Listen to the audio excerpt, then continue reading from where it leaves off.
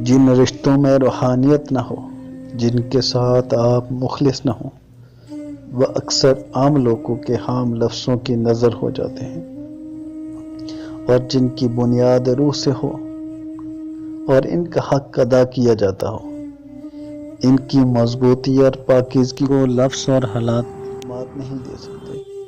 وہ ہمیشہ قائم رہنے والے رشتے ہوتے ہیں۔ اپنے رشتوں سے محبت کیجیے، قدر کیجیے۔ آپ سے محبت کی جائے گی، آپ کو محبت ملے گی۔ ہمارا اعتماد ہماری زندگی کے آخری لمحے تک ہی کیا جا سکتا ہے۔ اس کے بعد ہم بے اعتماد ہو جائیں گے۔ بے اخلاق کی باتیں شاتیں ہماری سمجھ سے باہر ہیں۔ زمین کے کیڑے ہیں، زمین پہ رہنے دیجیے۔ انسان کی موت اس کی دنیا فانی کے جانے پر ہی نہیں ہوتی۔ انسان تب بھی مر جاتا ہے جب اس کا احساس مر جائے۔ احساس کو موت انسانیت کی موت ہے۔ خواہش نفس انسان کو عزیز نہیں غلیظ کر دیتی ہے۔ اللہ کی محبت چاہتے ہو تو ظاہر باطن سے پاک رہو۔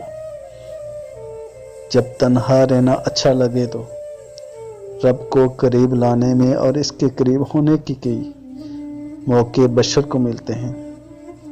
تب دنیا کی زندگی بوجھل لگتی ہے، من نہیں رہتا، تب کسی روح اور جسم تک جاتے ہیں۔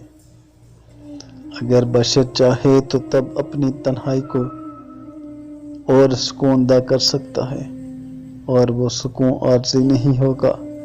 اس کا ذائقہ اگر بار لگ گیا تو راتیں ہی رہتے ہیں اور رب کا قرب حاصل ہوتا ہے۔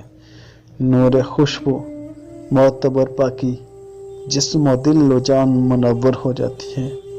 خالی جسم ہی نہیں، روح بھی شاد ہو جاتی ہے۔ تنہائی میں کی گئی عبادت، رات کے پچھلے پہر کی گئی عبادت بہت مفید ہے۔